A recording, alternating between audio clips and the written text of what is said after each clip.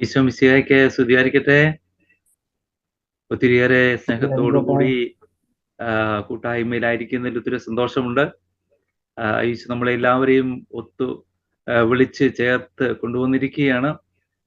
പ്രത്യേകമായിട്ട് holy home ministry അതിന് നേതൃത്വം വഹിക്കുന്നവരെയും അതിലെ സജീവമായ എല്ലാവരെയും പ്രത്യേകം അഭിനന്ദിക്കുകയാണ്. കാരണം കുടുംബത്തെ നവീകരിക്കുന്നതിന് വേണ്ടി, കുടുംബത്തെ ഒരുക്കുന്നതിന് വേണ്ടി ക്രിസ്മസിനോടനുബന്ധിച്ച് വളരെ മനോഹരമായി ഒരുക്കിയിരിക്കുന്ന ഈ ദിവസങ്ങള്, ഓരോ ദിവസവും വളരെ വളരെ മനോഹരമായിട്ടുള്ള സന്ദേശങ്ങളും ഒന്നു ചേർന്ന് പ്രാർത്ഥിക്കുക. അപ്പോൾ ഇപ്പോൾ പ്രാർത്ഥനയിലായിരുന്നു. പ്രാർത്ഥനയ്ക്ക് ശേഷമാണ് ഇപ്പോൾ നമ്മൾ ഈ വചനവിചിന്തനത്തിനും എല്ലാം നമ്മൾ പ്രവേശിച്ചിരിക്കുന്നത്. അപ്പോൾ പ്രത്യേകമായിട്ട് അതിലെ നേതൃത്വം നിരയുള്ള എല്ലാവർക്കും പ്രത്യേകമായ അഭിനന്ദനം നേരുകയാണ്. അത് എളുപ്പമുള്ള കാര്യമില്ലെന്നറിയാം. നേതൃത്വം വഹിക്കുക ഒത്തിരിയേറെ ബുദ്ധിമുട്ടുണ്ട്. ഓരോ ദിവസത്തെയും കാര്യങ്ങളെ നോക്കി കണ്ട് എല്ലാവരും വിളിച്ചു ചേർത്ത് കൊണ്ടുവരിക, പ്രാർത്ഥിക്കുക. അപ്പോൾ പ്രത്യേക അഭിനന്ദനം ചേർന്നുകൊണ്ട് ഇന്നത്തെ വചനവിചിന്തനത്തിലേക്ക് നമ്മൾക്ക് പ്രവേശിക്കാം. അതുപോലെ വെൽക്കം ചെയ്തതിലും എല്ലാം പ്രത്യേകം നന്ദി പറയുന്നു. അതെ, നേരത്തെ പറഞ്ഞതുപോലെ ഞാൻ ജഗദൽപൂർ നമ്മൾ പ്രോവിൻസിലെ CMA പ്രോവിൻസിലെ ഒരു അംഗമാണ്. 10 വർഷമായിട്ട് ഇപ്പോൾ അമേരിക്കയിലാണ്. ഞാൻ ആവശ്യപ്പെട്ടു വന്നതല്ല, പക്ഷെ ചോദിച്ചു. അപ്പോൾ ഞാൻ വിചാരിച്ചു കർത്താവിൻ്റെ ഇഷ്ടം അതാണെങ്കിൽ അങ്ങനെയാണ് ഇവിടെ ശുശ്രൂഷ ചെയ്യുന്നത്. എവിടെയാണെങ്കിലും അവിടെ ഈശോയ്ക്ക് വേണ്ടി ശുശ്രൂഷ ചെയ്യുക, അവിടുത്തെ സ്നേഹവും അവിടുത്തെ എല്ലാം പങ്കുവെക്കുക, അവിടത്തേക്ക് അനേകരെ അനയിക്കുവാനുള്ള ഒരു പരിശ്രമം എപ്പോഴും ഈശോയുടെ കൃപയിലെ. അപ്പോൾ ഇന്ന് നമ്മൾക്ക് ധ്യാനിക്കുവാനുള്ള വിഷയം, നമ്മൾക്ക് ലഭിച്ചിരിക്കുന്ന വചനഭാഗം ലൂക്കായുടെ സുവിശേഷം 2-ാം അധ്യായത്തിന്റെ 51-ാമത്തെ ഇതാണ്. അവിടെ ബാലനായ യേശു പിതാവിനോടും മാതാവിനോടും കൂടെ നസറത്തിൽ വന്ന് അവരോടൊത്ത് വന്ന് താമസിച്ചു, അവർക്ക് വിധേയമായി ജീവിച്ചു എന്നുള്ളതാണ്. പരിശുദ്ധ അമ്മ അതെല്ലാം ഹൃദയത്തിൽ സംഗ്രഹിച്ചു ഹൃദയത്തിൽ ധ്യാനിച്ചു എന്നുള്ളതാണ് ആ ഭാഗമാണ്. അപ്പോൾ കുടുംബം വിധേയത്വത്തിന്റെ ഇടമെന്നുള്ളതാണ്. തീർച്ചയായിട്ടും നമ്മൾ ആ കുടുംബത്തെ പറ്റി ഓർത്ത് ധ്യാനിക്കുമ്പോൾ നമ്മുടെ ഹൃദയങ്ങളിലേക്ക് പെട്ടെന്ന് കടന്നു വരുന്ന ഒരു കുടുംബം, ആദ്യ കുടുംബത്തിലെ ആദ്യ മക്കളെ പറ്റിയുള്ള ഒരു ഓർമ്മ വരുന്നതാണ്. ആദത്തിനും ഹവ്വായ്ക്കുമുള്ള മക്കള്, അതിലെ ഒരു മകനെ കണ്ടുകൊണ്ട് ദൈവം പറയുന്നുണ്ട്. അത് നമ്മള് ഉൽപ്പത്തിയുടെ പുസ്തകം 4-ാം അധ്യായത്തിന്റെ 6-ഉം 7-ലുമാണ്. നിന്റെ മുഖം വാടിയിരിക്കുന്നത് എന്തുകൊണ്ട്? നീ എന്തുകൊണ്ടാണ് മുഖം വാടിയിരിക്കുന്നത്? എന്തുകൊണ്ടാണ് പ്രസാദമില്ലാത്തതെന്ന് ചോദിക്കുന്നുണ്ട്. കോപിച്ചിരിക്കുന്നത് എന്തുകൊണ്ട്? നീ നല്ലത് ചെയ്തു വരുന്നെങ്കിൽ നീ സ്വീകരിക്കപ്പെടുമായിരുന്നില്ലേ എന്ന് ചോദിക്കുകയാണ്. വീണ്ടും പറയുന്നുണ്ട്, നീ നല്ലത് ചെയ്തില്ലെങ്കിൽ പാപം വാതിക്കൽ കാവലിരിക്കുന്നുണ്ട്, അത് നിന്നെ നിയന്ത്രിക്കും എന്ന് പറഞ്ഞു കൊടുക്കുന്നുണ്ട്. അപ്പോൾ ഒരു ഓർമ്മപ്പെടുത്തല് കൊടുക്കുകയാണ് അവിടെ. പക്ഷേ നമ്മൾക്കറിയാം, ആ ഓർമ്മപ്പെടുത്തല് ശ്രദ്ധിക്കുകയോ അതിനെ കേൾക്കുകയോ ഒന്നും ചെയ്തില്ല എന്ന് നമ്മൾക്കറിയാം. കായൻ അതിനുശേഷമാണ് കായൻ തൻ്റെ സഹോദരനെ, തൻ്റെ രക്തത്തിന്റെ രക്തവും എല്ലാമായ ബന്ധമായ സഹോദരനെ കൊല്ലുന്നത്. അപ്പോൾ അവിടെ കേൾക്കാൻ പരിശ്രമിച്ചില്ല, ശ്രദ്ധിച്ചില്ല. ദൈവം ഓർമ്മപ്പെടുത്തി, പാപം പടിവാതിക്കൽ കാവൽ നിൽക്കുന്നുണ്ട്, അത് നിന്നിൽ ശ്രദ്ധിച്ചിരിക്കുന്നു, നീ ശ്രദ്ധിക്കണം, ഇല്ലെങ്കിൽ നിന്നെ അത് നിയന്ത്രിക്കും, നീയാണ് അതിനെ നിയന്ത്രിക്കേണ്ടതെന്ന്.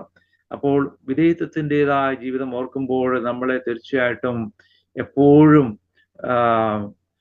പ്രേരണ നൽകുന്നത് ദൈവമായ യേശു തൻ്റെ സൃഷ്ടികളായ മാതാപിതാക്കൾക്ക് വിധേയനായി ജീവിക്കുന്നതാണ് നമ്മളവിടെ കാണുന്നത്. നസറത്തിലെ കുടുംബത്തിൽ കാണുന്നത്. അവിടുന്ന് ദൈവമായിരിക്കെ അവിടുന്ന് തൻ്റെ മനുഷ്യരായ ആ മാതാപിതാക്കൾക്ക്, ദൈവവും മനുഷ്യനുമാണ്, അവിടുന്ന് വിധേയനായി. എന്തുകൊണ്ടാണ്? നമ്മൾക്ക് ആ പാഠം നൽകുന്നതിന് വേണ്ടിയിട്ടാണ്. വിധേയത്വമുള്ളിടത്താണ് അവിടെ ദൈവികമായ അന്തരീക്ഷം ഉണ്ടാകുന്നു, അവിടെ ആ ഒരു കെട്ടിറുപ്പുണ്ടാകുന്നത്. ഇല്ലെങ്കിൽ നമ്മൾക്കറിയാം, ആദ്യ മാതാപിതാക്കൾ പാപം ചെയ്തപ്പോൾ എന്താണ്? അവരകന്നുപോയി, അവര് ഭയന്നു. ദൈവം വിളിച്ചു, എവിടെയാണ്? അപ്പോഴവര് ഭയന്ന് അകന്നിരിക്കുമായിരുന്നു. അതിനു മുമ്പ് എല്ലാ ദിവസവും ഒന്ന് ചേർന്ന് അവര് സ്നേഹം പങ്കുവച്ചിരുന്നവരാണ്.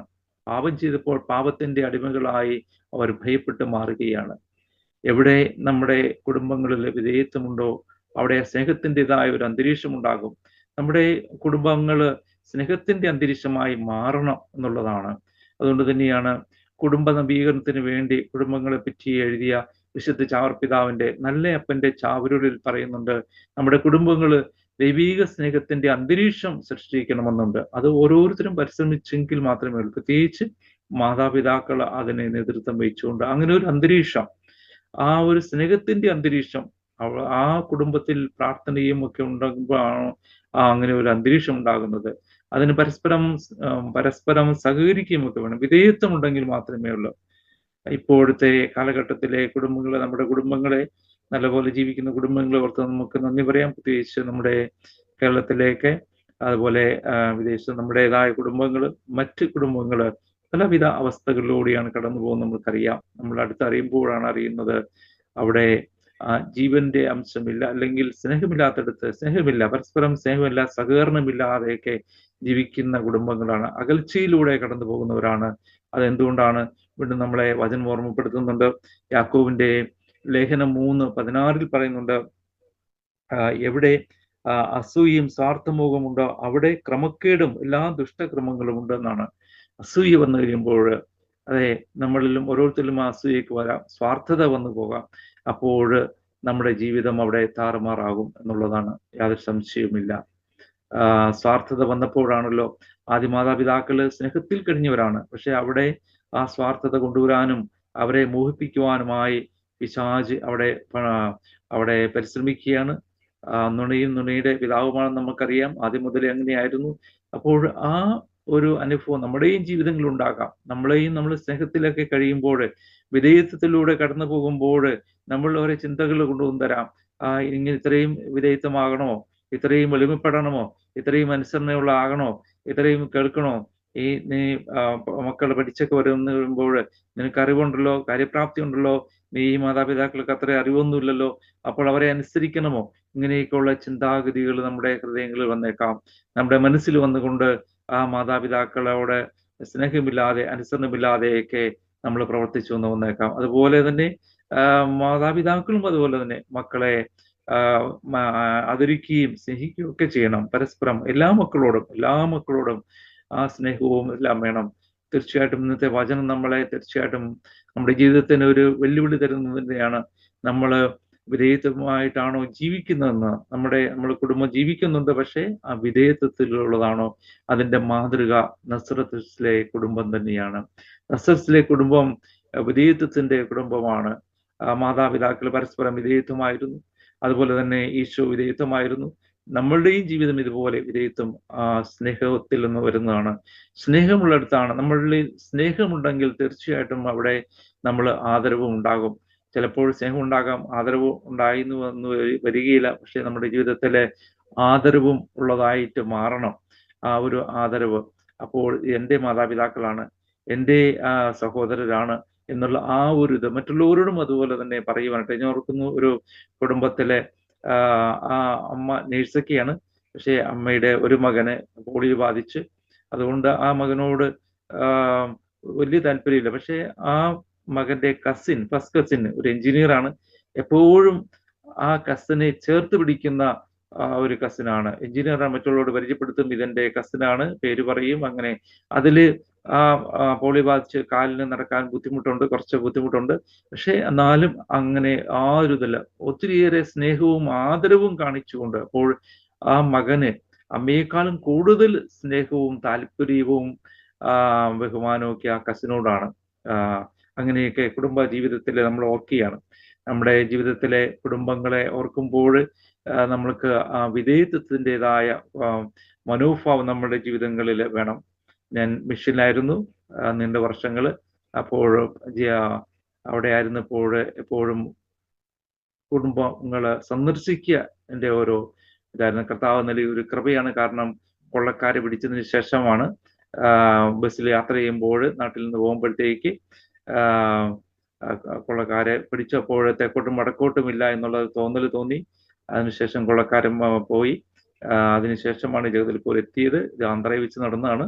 ബസ്സിൽ പോരുമ്പോൾ അതിനുശേഷമാണ് ബിഷപ്പ് എന്നെ 95 ജൂണിലാണ് സംഭവിച്ചത്. ഒത്തിരി വർഷം എപ്പോഴും ഓർക്കുന്നതാണ്. കർത്താവ് അന്നേരം തോന്നി, തെക്കോട്ടും വടക്കോട്ടുമില്ല. അവസാനത്തെ കുർബാനയും കഴിഞ്ഞു എന്ന്. കാരണം എൻ്റെ ഇടവകയിൽ വിചാരിച്ചു വേറെ അച്ഛന്മാരുണ്ടായിരുന്നുവെങ്കിലും എന്നോട് പറഞ്ഞു ഇന്ന് അച്ഛൻ കുർബാനയില്ല. അപ്പോൾ അവസാനത്തെ കുർബാനയും കഴിഞ്ഞു. കാരണം മറ്റച്ഛന്മാർക്ക് അവസരം കൊടുക്കാമായിരുന്നു. പക്ഷെ എന്നോട് പറഞ്ഞു മിഷൻ സന്ദേശം പകർന്നു കൊടുക്കുക എന്ന് പറഞ്ഞുകൊണ്ട്. അപ്പോൾ ഇത് സംഭവിച്ചപ്പോൾ ഞാൻ ഓർത്തു അവസാന കുർബാനയായിരുന്നു എന്നുള്ള ഒരു തോന്നൽ എനിക്ക് അനുഭവപ്പെട്ടു. പക്ഷെ കർത്താവിന് ആവശ്യമായിരുന്നു. കർത്താവ് വീണ്ടും ജീവൻ തന്നു. അപ്പോൾ ആ കൊള്ളക്കാരിൽ നിന്ന് മോചിതമായി ഞങ്ങൾ ജഗദൽപൂരിൽ വേറെ ലോറിക്ക് കയറി അവിടെ വൈകിട്ടത്തേക്ക് എത്തി. അതിനുശേഷം 2 ആഴ്ച കഴിഞ്ഞപ്പോഴാണ് ബിഷപ്പ് എന്നെ കത്തീഡ്രലിലെ വികാരിയായിട്ട് അപ്പോയിന്റ് ചെയ്തത്. അപ്പോഴെനിക്ക് പെട്ടെന്ന് അനുഭവം വന്നത് കർത്താവ് ജീവൻ തന്നു, അത് പങ്കുവയ്ക്കാനാണ്. അപ്പോഴെങ്ങനെ പങ്കുവയ്ക്കും? സന്ദർശനത്തിലൂടെ, വീടുകൾ സന്ദർശിക്കുക. അപ്പോൾ തീർച്ചയായിട്ടും അപ്പോഴത് തീരുമാനിച്ചു. എല്ലാ ദിവസവും വീടുകളിൽ പോകണം, ഒരു വീടെങ്കിലും പോകാതിരിക്കുകയില്ല. അങ്ങനെ തീരുമാനിച്ചു. അപ്പോൾ എല്ലാ ദിവസവും തന്നെ കർത്താവിന്റെ കൃപ കൊണ്ട് അങ്ങനെ വീടുകളിൽ ഇങ്ങനെ പോകുമായിരുന്നു. ചിലപ്പോൾ 8 മണി, 9 മണി, 10 മണി, 11, 12 ഒക്കെ ആവും തിരിച്ചു വരുമ്പോൾ വൈകിട്ട്. അങ്ങനെ കാരണം ഒത്തിരി ഏരിയയിലുണ്ടായിരുന്നു കത്തീഡ്രൽ പള്ളിയുടെ ഏരിയ. ഇപ്പോഴും വേറെ 3, 4 ഇടവകളായിട്ട് തിരിഞ്ഞിട്ടുണ്ട് ഇപ്പോൾ. അപ്പൊ അങ്ങനെ ഇരിക്കുമ്പോൾ മറ്റ് വീടുകളിലൊക്കെ പോകുമായിരുന്നു. അങ്ങനെ ഒരു വീട്ടിൽ പോയ സന്ദർശനം ഓർക്കുകയാണ്. പെട്ടെന്ന് പറയുകയാണ്. അതായത് ആ വീട്ടിൽ ചെന്നു. വീട് എപ്പോൾ വേണമെങ്കിലും കാറ്റത്ത് വീണ് പോകാം. അത് കണ്ടപ്പോൾ പ്രാർത്ഥിച്ചു ആ വ്യക്തിക്ക് വേണ്ടി. ആ വ്യക്തി ഇങ്ങനെ പ്രാർത്ഥിക്കാൻ വിളിച്ചതാണ്. അപ്പൊ പറഞ്ഞു എനിക്ക് ആ വ്യക്തി പറഞ്ഞു, സ്ത്രീ പറഞ്ഞു, അമ്മ പറഞ്ഞു എനിക്ക് പ്രാർത്ഥിക്കുമെന്ന് അറിയാൻ പാടില്ല. നമ്മുടെ കത്തോലിക്ക വിശ്വാസപ്പെട്ടതൊന്നുമല്ല. വേറെ മറ്റ് പള്ളികളിൽ പോയപ്പോഴത്തേക്ക് കേട്ട ഒരു പാട്ട് ഓർക്കുന്നുണ്ട്. അത് അപ്പൊ ഞാൻ പറഞ്ഞു അതായാലും മതി. അപ്പോൾ പാടുപാടിയിലാണ്, ഹിന്ദിയിലാണ്. ഒരു വരി പാട്ട് ഇതാണ്. सूदी आराधना ऊपर जाता है, आशीष लेकर नीचे आती है। स्तुति आराधना ऊपर जाता है, ആശിഷ് ലേക്കേ നീച്ചേ ആത്തേ ഹേ.